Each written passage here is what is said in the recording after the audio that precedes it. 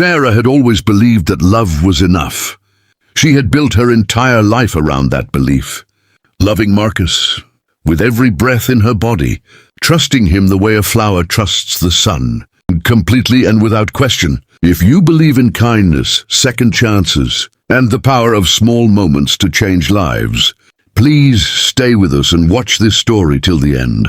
If there is any mistake or shortcoming in our story, please kindly forgive us and support us with your love, patience, and encouragement. Don't forget to like, comment, share, and subscribe to Kindness True Stories, and tell us in the comments where in the world you are watching from. Your support means everything to us. They had met 7 years ago at a charity gala, and Marcus, with his sharp suits and sharper smile, had swept her off her feet within weeks. He was wealthy, charming, and told her every single day that she was the only woman he would ever need. Sarah came from a modest background, raised by her mother, Elena, a warm and gentle woman who worked 2 jobs to give Sarah a decent life. Marcus never seemed to mind the difference in their backgrounds, or at least that is what Sarah believed. They married in a beautiful ceremony, bought a grand house, and for 5 years, life felt like a dream Sarah was afraid to wake up from. Then the dream began to crack. It started with small things, late nights, hushed phone calls, unexplained absences. Sarah told herself it was work stress, that Marcus was under pressure, that she was being paranoid.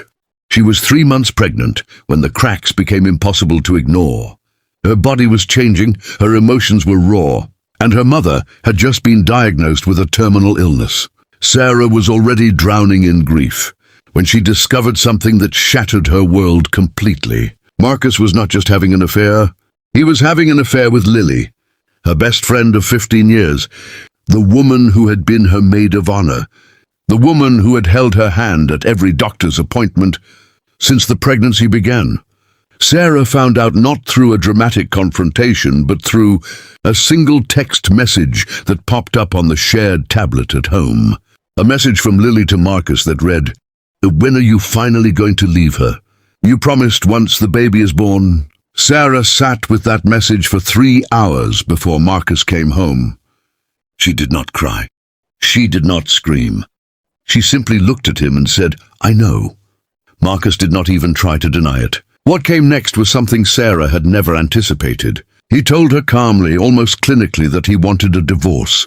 He said he had fallen out of love with her, that Lily understood him in ways Sarah never could, that he had been unhappy for years. He spoke about their unborn child as though the baby were a complication to be managed rather than a life to be cherished. Sarah moved back to her mother's house that same night, her suitcase barely packed, her hands trembling over her swollen belly. Elena, sick and frail, pulled her daughter into her arms without a single word of "I told you so." For 3 months they lived together, mother and daughter, one waiting for new life and one quietly preparing to leave this world. Elena passed away on a cold Tuesday morning, 2 weeks before Sarah's due birth. Sarah held her mother's hand until the very end, whispering all the things she wished she had said sooner. The grief was immense, a second ocean on top of the first. But in the days that followed Elena's passing, a lawyer arrived at Sarah's door with documents she had never expected to see. Elena, the woman who had worked 2 jobs for decades, had been born into one of the wealthiest families in the country. She had walked away from that fortune as a young woman after a painful falling out with her father, choosing a simple life over the burden of inherited wealth.